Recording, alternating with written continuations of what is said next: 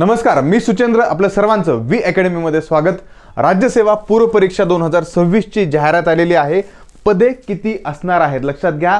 जाहिरात जी आहे 2026 च्या परीक्षेसाठी ही आलेली आहे आणि या जाहिरातीमध्ये एकूण पदसंख्या किती असणार आहे, कशा प्रकारची जाहिरात आहे, परीक्षा कधी होणार आहे याचं सविस्तर विश्लेषण तुम्हाला ह्याच्यामध्ये पाहायला मिळणार आहे. लक्षात घ्या, राज्यसेवा ची एकूण लक्षात घ्या आता जी जाहिरात आलेली आहे त्याच्यामध्ये एकूण 87 पदांच्या भरती करता ही जाहिरात आलेली आहे आणि याच्यामध्ये ही जी परीक्षा आहे राज्यसेवा पूर्व परीक्षा 31 मे 2026 रोजी होणार आहे.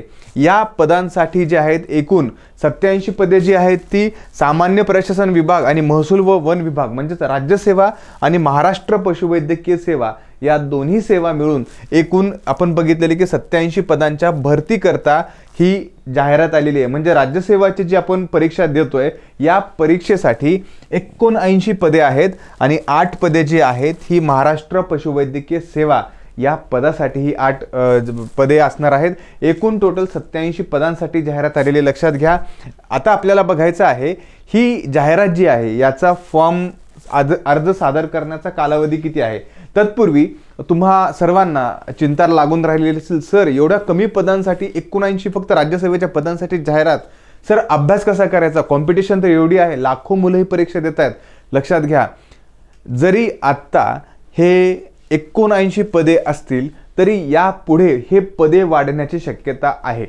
ओके, 100% जे आहे त्याच्यामध्ये वेगवेगळ्या पदांचा, जसं आपण बघू शकतो की या पदांमध्ये DC असेल, ओके, डेप्युटी कलेक्टर असेल, राईट, त्याच्यानंतर DC असेल, DYSP असेल, तहसीलदार असेल,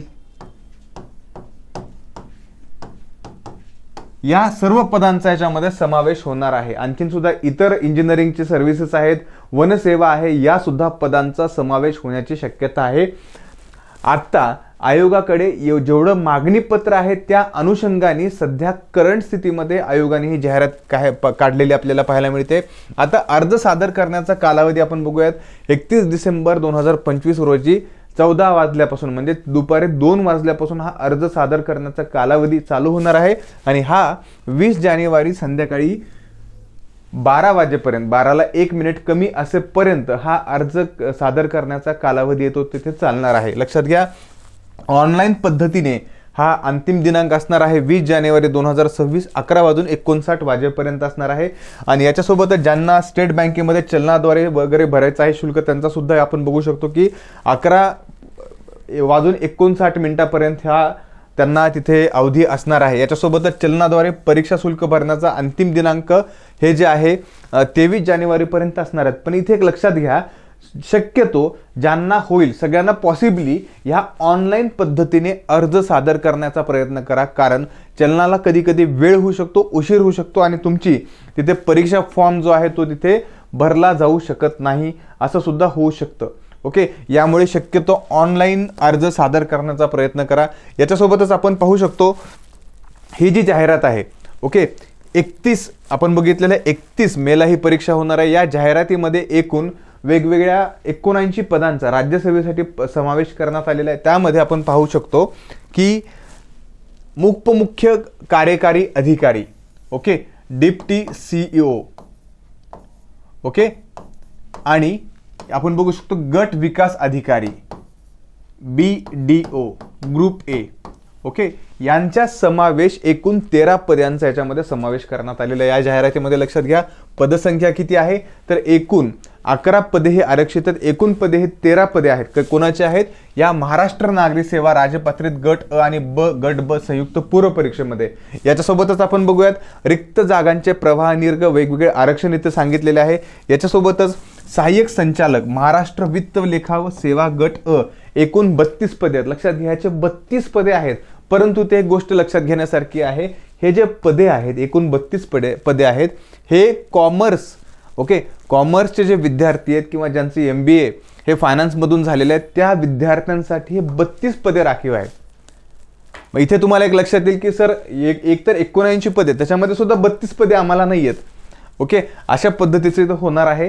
यामुळे लक्षात घ्या पदसंख्या ही परत सांगतो एकदा, पदसंख्या जी आहे ती वाढणार आहे. त्याच्यामुळे प्रत्येकाने निश्चिंत राहा. वेगवेगळ्या DC असेल, DYSP असेल, तहसीलदार असेल, वनसेवा असेल, इंजिनिअरिंग सर्व्हिसेस असेल, यांच्या जागा ज्या आहेत तिथे निघणार आहेत. याच्यासोबतच आता बघूयात की सहाय्यक गट विकास अधिकारी गट ब, ओके, BDO गट ब ज्या आहे त्यांच्यासुद्धा इथे जागा आपल्याला माहिती, एकूण पदे 30 इथे असणार आहेत. याच्यासोबतच उद्योग अधिकारी तांत्रिक गट ब चे एकूण 4 पदे या ॲडमध्ये असणार आहेत. ही ॲड आपण बघितलेली की राज्यसेवेसाठी, राज्यसेवा जी परीक्षा घेते याच्या परीक्षेमध्ये एवढे 79 पदे असणार आहेत. याच्यासोबतच महाराष्ट्र पशुवैद्यकीय सेवा परीक्षा याच्यामध्ये एकूण 8 पदांसाठी ही जाहिरात काढण्यात आलेली आहे. त्याच्यामुळे तुम्हाला एक अंदाजा आला असेल की पदसंख्या जी आहे ती इन फ्युचर वाढू शकते. आपण इथे लक्षात घ्या, राज्यसेवेने सुद्धा ज्या ॲड आपण आता जी ॲड बघितलेली आहे त्याच्यामध्ये सुद्धा सांगितलेलं आहे पदसंख्या व आरक्षणामध्ये तसेच संवर्गामध्ये शासनाच्या संबंधित विभागाच्या सूचनेनुसार बदल होण्याची शक्यता आहे. काय आहे? बदल होण्याची शक्यता आहे. परीक्षेमधून भरण्यात येणाऱ्या विविध संवर्गापैकी जाहिरातीच्या म्हणजे आत्तापर्यंत जे MPSCला मागणीपत्र प्राप्त झालेलं होतं तेवढे पदांचा समावेश सध्या करण्यात आलेला आहे. याच्यामध्ये आपण बघू शकतो की जाहिरातीमध्ये नमूद सेवा व संवर्गातील पदाव्यतिरिक्त प्रस्तुत परीक्षेमधून भरण्यात येणाऱ्या उर्वरित संवर्गातील पदांचा, ओके, तसेच सेवांचा, काही नवीन सेवा संवर्गातील पदांचा नंतरच्या टप्प्यावरती समावेश होण्याची शक्यता आहे. लक्षात घ्या, इथे सांगितलेलं आहे याच्यानंतर समजा पूर्व परीक्षेच्या अंतिम दिनांका कालावधीपर्यंत हे पदे जे आहेत ते परत ॲड होणार आहे. त्याच्यामुळे निश्चिंत प्रत्येकाने राहायचं आहे. ही फक्त 79 पदांसाठी जाहिरात नाही, तर ही जाहिरात जी आहे ती आणखीन जवळपास नियर अबाउट किंवा 300 पेक्षा जास्त पदे, 300च्या जवळपास किंवा 300 पेक्षा जास्त पदांसाठी सुद्धा ही ते जाहिरात येऊ शकते. याच्यामुळे त्यानंतर येणारी पदे सुद्धा ही विचारात घेतली जातील. त्यामुळे पदे नाहीत म्हणून इथे मी फॉर्म भरणार नाही, मी परीक्षा देणार नाही आणि नंतर पदे आल्याच्या नंतर मग तुम्ही आयोगाला म्हणायचं की तुम्ही नंतर पदे काढली, आम्हाला माहिती नव्हती. त्यामुळे आयोगाने इथे सांगितलेलं आहे की ज्यांना फॉर्म भरायचा येणाऱ्या पदांचा विचार करून सुद्धा तुम्ही इथे फॉर्म भरायला हवा. ओके, जसं आपण बघितलेलं की DC डेप्युटी कलेक्टरच्या कुठलीही जागा नाही, DYSPची नाही, तहसीलदारची नाही, आणखीन अनेक वेगवेगळ्या पोस्ट आहेत.